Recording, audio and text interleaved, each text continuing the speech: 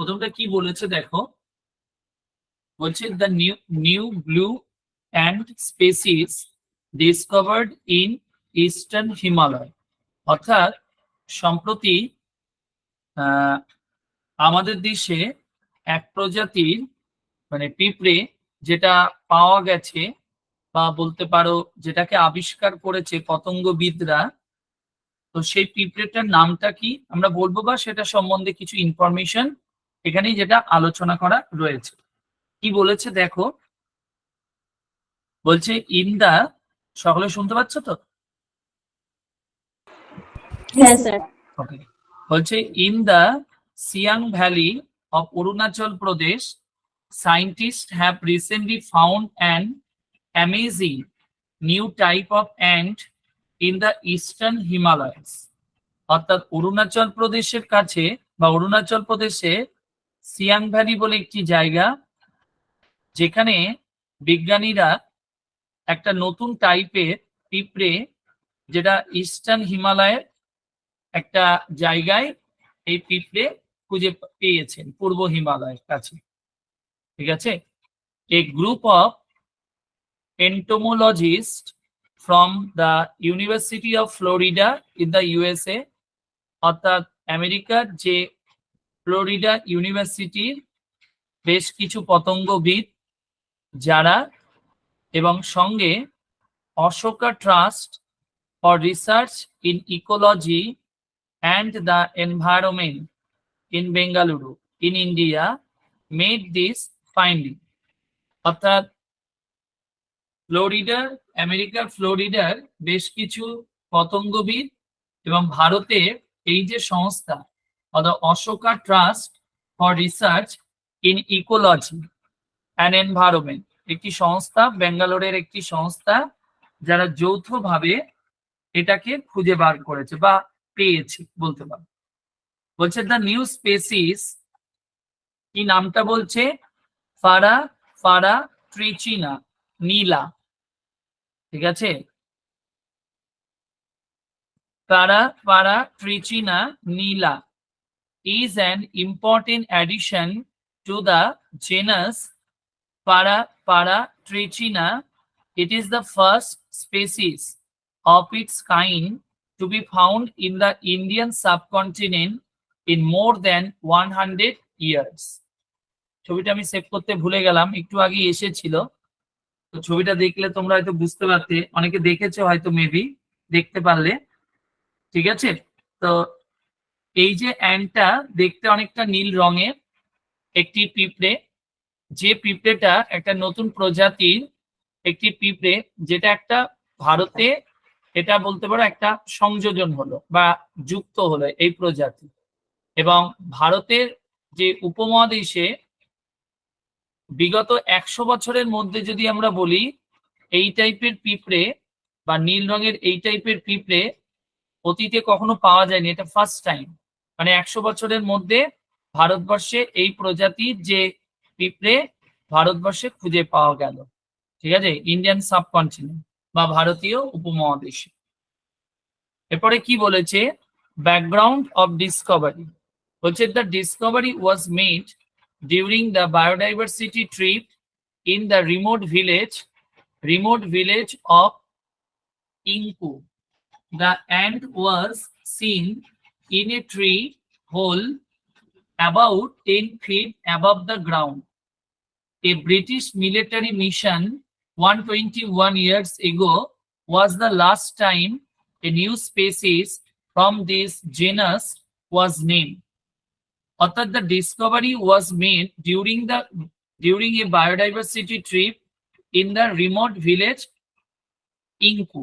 মানে এটা আমরা কোথায় পাওয়া গেছে, মানে একটি গ্রাম, যে গ্রামটার নামটা কি, ভিলেজ ইনকু বলে একটি গ্রাম, যেখানে অর্থাৎ জীব বৈচিত্র্যের মানে ভ্রমণের সময় এই মানে এই যে পিঁপড়ে যেটাকে খুঁজে বার করা হয়েছিল বা আবিষ্কার করা হয়েছিল।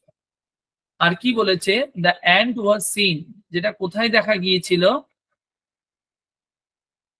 in a tree hole about 10 feet above the ground, অর্থাৎ মাটি থেকে 10 ফুট উপরে গাছের একটি গর্তে এই ধরনের পিঁপড়ে পাওয়া গেছে। আর কি বলেছে, a British military mission 121 years ago was the last time a new species from this genus was named.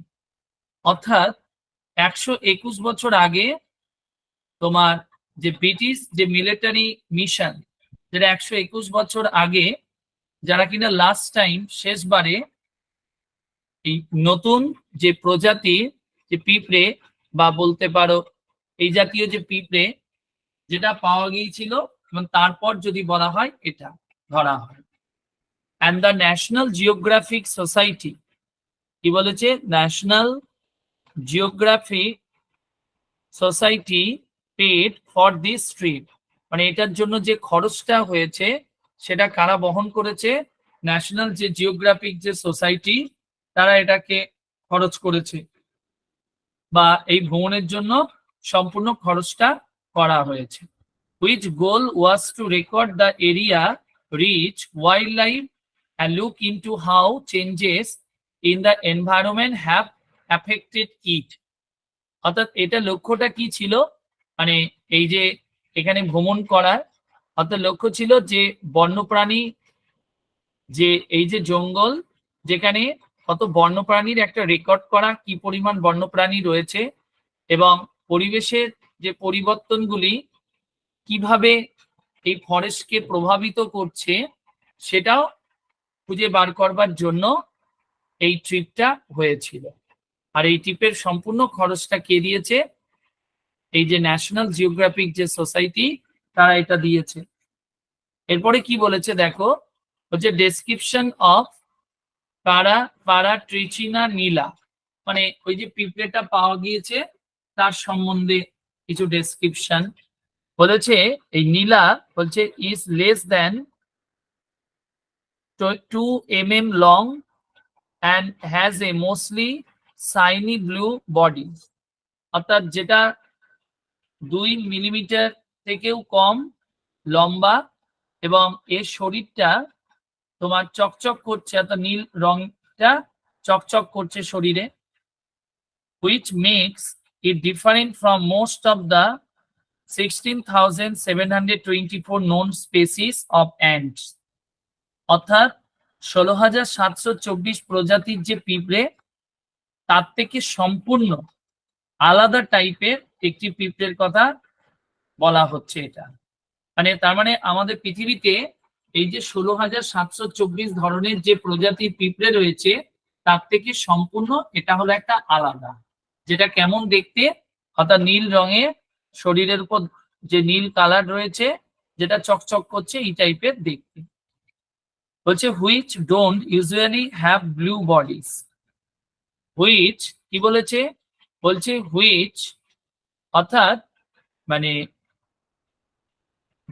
মানে এই যে মানে পিঁপড়ের কথা বলা হচ্ছে, এদের কিন্তু দেখতে অর্থাৎ শাইনি ব্লু বডি, কিন্তু বলছে এখানে দেখো, বলছে which don't usually have blue bodies, অর্থাৎ যাদের নীল দেহ কিন্তু থাকে না, এবং বলছে its head is subtriangular, has big eyes and a triangular jaw with 5 teeth, অর্থাৎ যাদের কি বলা হচ্ছে মাথাটা অর্থাৎ সাবট্রায়াঙ্গুলার, তার উপর যে ত্রিকোণাকারের মতো বড় বড় চোখ, অ্যান্ড ট্রায়াঙ্গুলার জ, অর্থাৎ তাদের যে মানে কি বলবো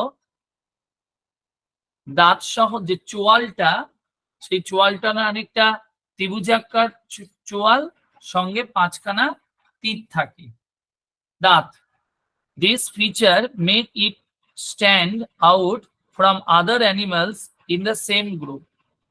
অর্থাৎ এই বৈশিষ্ট্যগুলো অর্থাৎ বলা যেতে পারে ওই একই গ্রুপের অন্যান্য যে প্রাণীদের থেকে এটাকে একটু আলাদা করছে। এই যে তাদের বর্ণনা অনুযায়ী একই টাইপের যে আমাদের যে অ্যানিমাল যেগুলোর কথা বলছে সেগুলো থেকে এটা একটু আলাদা হিসাবে এদেরকে বলা হয়েছে। আর কি বলেছে, scientific significance of the Discovery, অর্থাৎ বৈজ্ঞানিক দিক থেকে এর আবিষ্কারের যে তাৎপর্যটা কি, অর্থাৎ the finding of Paratrechina nila not only show how diverse the Himalayas are, but it also show how ants are unique in their ecological niches. অর্থাৎ এই যে নীলের সন্ধান, মানে এটা থেকে বলা যেতে পারে আমাদের যে হিমালয়, এই হিমালয় কত বৈচিত্র্যপূর্ণ, শুধু যে তা কিন্তু নয়।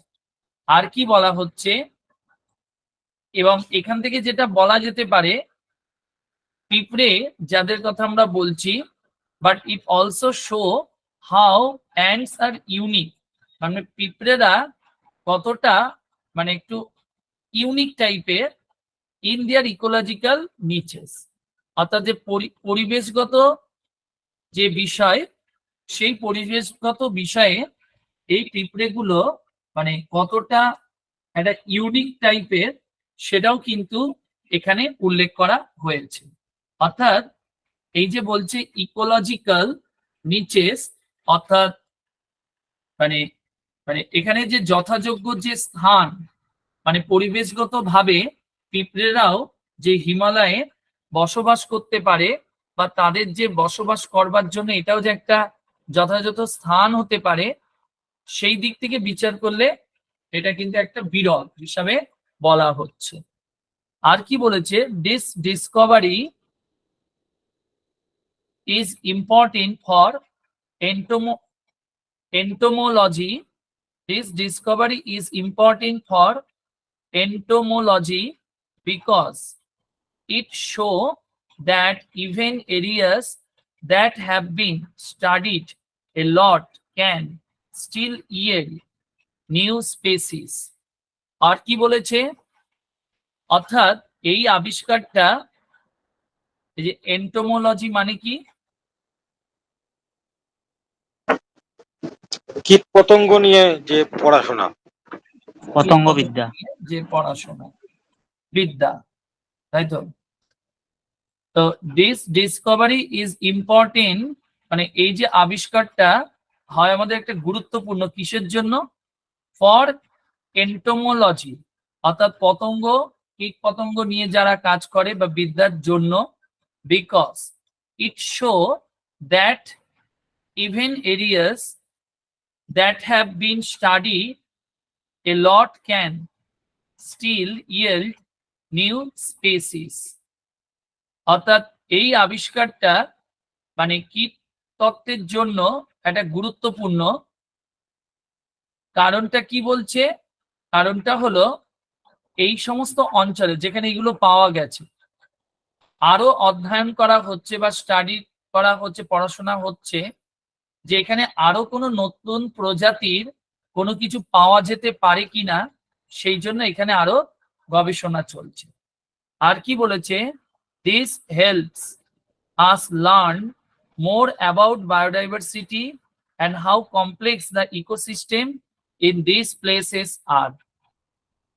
অর্থাৎ আমাদের এই যে জীব বৈচিত্র্য সম্পর্কে আরো জানতে এটা কি করবে, হচ্ছে this help us learn to more about biodiversity, অর্থাৎ এই যে সাহায্য, যেটা কিনা আমাদের বায়োডাইভার্সিটি বা জীববৈচিত্র্য সম্পর্কে জানতে আরো সাহায্য করবে, and how complex the ecosystem in this places are. এবং কি বলেছে, এই জায়গাগুলোর যে ইকোসিস্টেম বা যে আমাদের যে জীব বৈচিত্র্য যে বিষয়গুলো রয়েছে, সেগুলো কতটা যে আমাদের যে জটিল বা সমস্যাপূর্ণ, সেই বিষয়টাও এখানে কিন্তু বলা হয়েছে। আর কি বলেছে, conservation concern, the Siang valley is known for having a lot of different ecosystem. অর্থাৎ এই যে সিয়াং উপত্যকা, যেখানে আমাদের যে বিভিন্ন বাস্তুতন্ত্রের জন্য এরা কিন্তু পরিচিত। কোন জায়গাটা, এই Siang valley. Siang valley is known for having a lot of different ecosystem, মানে বিভিন্ন বাস্তুতন্ত্রের জন্য এটা কিন্তু পরিচিত। However large scale infrastructure project and climate change pose major risk to the valley. অর্থাৎ কি বলেছে এখানে, এই যে বিভিন্ন অবকাঠামো রিলেটেড যে সমস্ত প্রজেক্ট গুলো রয়েছে, লার্জ স্কেল ইনফ্রাস্ট্রাকচার প্রজেক্ট, একটা বড় কোনো প্রকল্প, এবং জলবায়ুর যে পরিবর্তন, অর্থাৎ large scale infrastructure project and climate change pose major risk to the valley. অর্থাৎ বড় বড় যে প্রকল্পগুলো হচ্ছে, ইনফ্রাস্ট্রাকচার প্রজেক্ট সঙ্গে জলবায়ুর যে পরিবর্তন, এই ভ্যালির জন্য সেটা কিন্তু বড় একটা ঝুঁকি বলা যেতে পারে। আর কি বলেছে, not only do this changes hurt the local wildlife but they also hurt the million of peoples who depend on this environment for their survival. মানে এই যে পরিবর্তনের ফলে, অর্থাৎ এই যে চেঞ্জেস, যেটা কিনা শুধু ওখানকার যে সমস্ত ওয়াইল্ড লাইফ যেগুলো রয়েছে বা বন্য প্রাণী যে রয়েছে, শুধু তাদেরই ক্ষতি হবে না, সঙ্গে কয়েক মিলিয়ন মানুষ বা প্রচুর মানুষ যারা এই মানে এনভায়রনমেন্টের উপর নির্ভর করে, যারা যে সমস্ত মানুষ বেঁচে আছে, লক্ষ লক্ষ মানুষ বা নির্ভরশীল, এই পরিবেশের উপরে নির্ভরশীল, তাদেরও কিন্তু বড়ভাবে এটা একটা আঘাত হানছে বেঁচে থাকার জন্য। আর কি বলেছে, it is important to learn about and record new species like Paratrechina nila so that we can make smart protection plans that protect both human and environment health. অর্থাৎ it is important to learn about, মানে এটা একটা খুব গুরুত্বপূর্ণ যে বিষয়টা আমাদের এখানে বলা হয়েছে, বা বলতে পারো যেটা আমাদের মানে একটা স্মার্ট সুরক্ষা যে পরিকল্পনা তৈরি করতে, যা মানব এবং পরিবেশগত যে স্বাস্থ্য উভয় যাতে রক্ষা পায়, সেই বিষয়টাও এখানে কিন্তু বলা হয়েছে। অর্থাৎ it is important to learn about record new species, অর্থাৎ রেকর্ড করতে হবে নতুন যে প্রজাতি, এই ধরনের পিঁপড়েদের মতন যে নতুন যে প্রজাতি, তাদেরগুলো রেকর্ড করা, so that we can make, আমরা যেটা কি করব, উই ক্যান মেক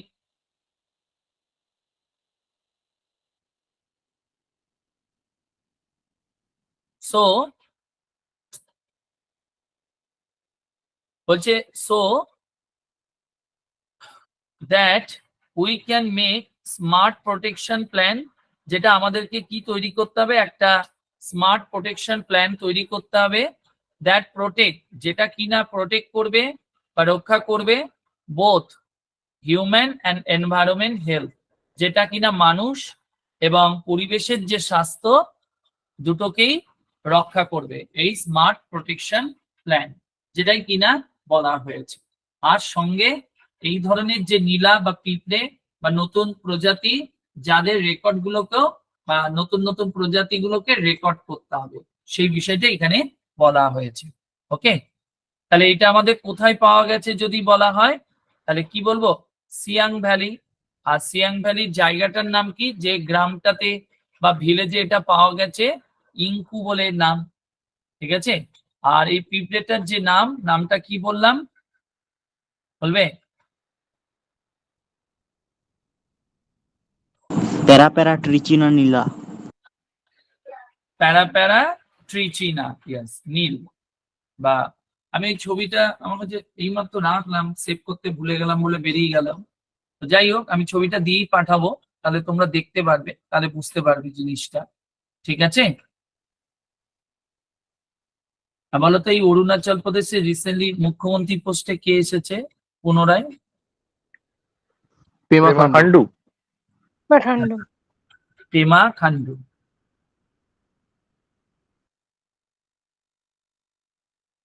আর অরুণাচল প্রদেশের রাজধানী ইটানগর। ইটানগর। হুম।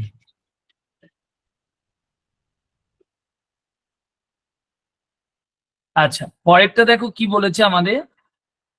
রিসেন্টলি মেক্সিকোতে একজন প্রথম মহিলা রাষ্ট্রপতি নিযুক্ত হয়েছে, সেটাই আমি এখানে রেখে দিয়েছি। বলছে with a clear victory in the recent poll Claudia, কি নাম বলেছে, Claudia Sheinbaum has been named Mexico first female president। অর্থাৎ একটা মানে তার যে জয়লাভ বা রিসেন্টলি ভোট, এই যে ভোট হয়েছে মেক্সিকোতে, সেখানে তিনি জয়লাভ করেছেন। কি নাম? Claudia Sheinbaum has been name Mexico first female president. খুব ভালো করে মাথায় রেখো, ওয়ান লাইনের কোশ্চেনের জন্য এটা গুরুত্বপূর্ণ। মেক্সিকোর প্রথম কোন মহিলা রাষ্ট্রপতি হলেন। According to the national electoral institute, Sheinbaum won between 58 and 60% of the votes। অর্থাৎ ওদের দেশে যে ন্যাশনাল ইলেকটোরাল যে সংস্থা রয়েছে, তাদের মত অনুযায়ী তিনি 58 থেকে 60% ভোট পেয়েছে, which is more than 30% point more than her closest rival Xochitl Galvez। অর্থাৎ তার যে নিকটতম প্রতিদ্বন্দ্বী গালভেজের চেয়ে তিনি প্রায় 60% ভোট বেশি পেয়েছে, যেটা আমাদের দরকার। আর কি বলেছে? Supporter held a big party in Mexico City main square to enjoy this historic win with traditional mariachi music playing in the ground. তার মানে আমাদের যদি এখান থেকে কোশ্চেন হয় যে মেক্সিকোর প্রথম মহিলা রাষ্ট্রপতির নাম কি, তাহলে নামটা হলো ক্লাউডিয়া সিনবাউম, যিনি মেক্সিকোর প্রথম প্রেসিডেন্ট হয়েছেন। আর কি বলেছে তার ব্যাকগ্রাউন্ড সম্বন্ধে এখানে একটু উল্লেখ করেছে। At the age of 61, Claudia made history as the first Jewish president of a mostly Catholic country and the first woman to become president of Mexico। অর্থাৎ তিনি ক্যাথলিক দেশের অর্থাৎ প্রথম কোন কি প্রেসিডেন্ট, জিউস প্রেসিডেন্ট বা ইহুদি প্রেসিডেন্ট, রাষ্ট্রপতি। ওকে, ক্যাথলিক যে দেশ মেক্সিকো, সেই দেশের তিনি হলেন একজন জিউস প্রেসিডেন্ট বা ইহুদি প্রেসিডেন্ট হিসাবে এনাকে বলা যায়। আর কিনা মেক্সিকোর প্রথম মহিলা president. She is known for being climate expert.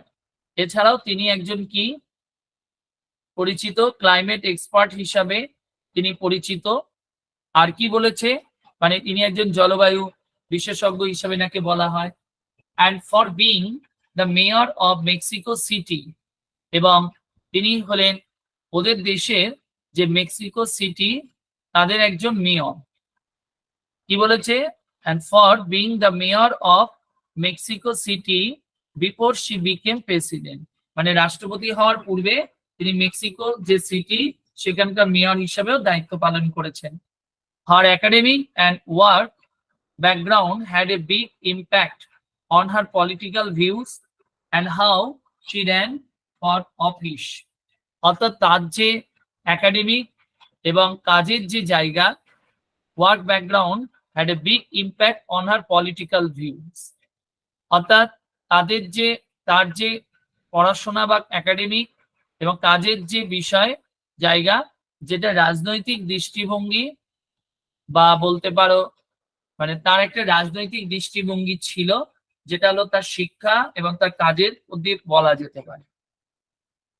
And how she ran for office, এবং তিনি একটা মানে কি বলবো এখানে মানে প্রভাব তৈরি করেছিল তার কাজের যে দৃষ্টিভঙ্গির দিক থেকে বলা যেতে পারে একটা প্রভাব বিস্তার করেছিল রাজনৈতিক করে।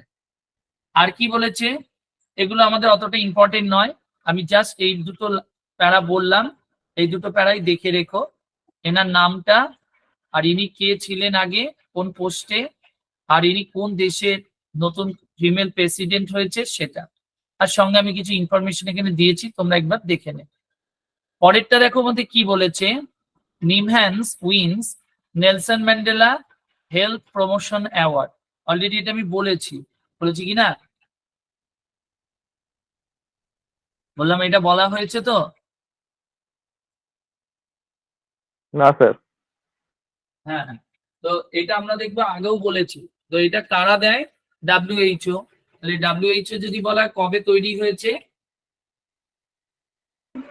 1948 আরেকবার বলো কি বললে। 1948 স্যার। বলো বলো, বুঝতে পারছি না। 1948 48 এর কত তারিখ বলতে পারবে? 24th October. না না 7th April sir, 7th April. শুনতে পাচ্ছেন স্যার? অক্টোবর না অন্য কোনো date? 7 April. 7th April. 7 April. 7 April sir, বলতে সালটা ঠিক বললাম? বুঝতে পারছি না সায়নাজ। স্যার বলছি সালটা কি ঠিক বললাম? হ্যাঁ 1948। 48। আচ্ছা ওকে স্যার। 1948 সালের 7ই এপ্রিল। আর ওই জন্য হ্যাঁ, এই দিনটাকে 7ই আমরা কি বলি, বিশ্ব স্বাস্থ্য দিবস বলা হয়, এপ্রিল। World health day.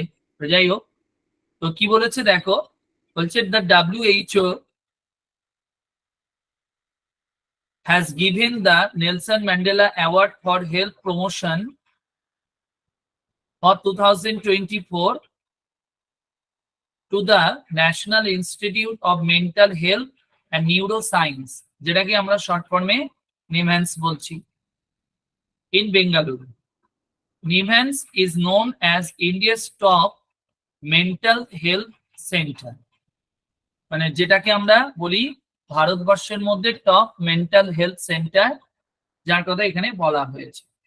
বলছে this very important award was given at the 77th world health assembly in Geneva. অর্থাৎ তাদের যে পুরস্কারটা কোথায় দেওয়া হচ্ছে, এই যে 77তম যে বিশ্ব স্বাস্থ্য যে সম্মেলন জেনেভাতে হয়ে গেছে, যেখানে তোমার 77 নম্বর যে সম্মেলন, সেখানেই তোমার এই পুরস্কারটা প্রদান করা হয়েছে। যেটা আমাদের গুরুত্বপূর্ণ এই পুরস্কারটা সম্বন্ধে কি বলেছে, the Nelson Mandela award for health promotion was created by the WHO in 2019। তার মানে এই যে পুরস্কারটা হেলথ প্রমোশনের জন্য দেয়া হয়, সেই পুরস্কারটা আমাদের প্রতিষ্ঠা পেয়েছে কবে, 2019 সালে। কাকে দেয়া হয়, to recognise the important work that people, institution and groups around the world have done to promote health. কি বলেছে, তাকেই রেকগনাইজ করা হবে যিনি কিনা ইম্পর্টেন্ট ওয়ার্ক, একটা গুরুত্বপূর্ণ কাজ করবে স্বাস্থ্য রিলেটেড। সেটা কে হতে পারে, কোনো নাগরিক হতে পারে, কোনো সংস্থা হতে পারে, অথবা কোনো গ্রুপ হতে পারে। সারা বিশ্বে এই ধরনের কোনো মানুষ বা কোনো সংস্থা বা কোনো গ্রুপ যারা হেলথের কোনো ভালো কাজের জন্য তাদেরকে এই পুরস্কারটা দেওয়া যেতে পারে, বা তারা এমন কিছু করবে যে কাজের জন্য তাদেরকে এই পুরস্কারটা দেওয়া হবে। This award recognise excellent accomplishment and new ideas that have been used to improve health standard and advocacy. আচ্ছা, তাহলে আমাদের যদি কোশ্চেন করে এই যে অর্গানাইজেশনটার কথা বলা হচ্ছে, তোমার কি বলছে, দিস অ্যাওয়ার্ড রেকগনাইজ, এই অ্যাওয়ার্ডটা কাকে রেকগনাইজ করা হয় মনে রাখবে, বলছে excellent accomplishment and new ideas that have been use, যেটা তোমার ব্যবহার হচ্ছে কোনো অসাধারণ কোনো আইডিয়া, বা চিকিৎসা ক্ষেত্রে নতুন কোনো চিন্তা ভাবনা যেটাকে ব্যবহার করে তোমার স্বাস্থ্যের উন্নয়নের জন্য ভালোভাবে কাজে লাগানো গেছে বা কোনো উপকার পেয়েছে, এমন কাজের জন্য এই পুরস্কারটা তোমার দেওয়া যেতে পারে।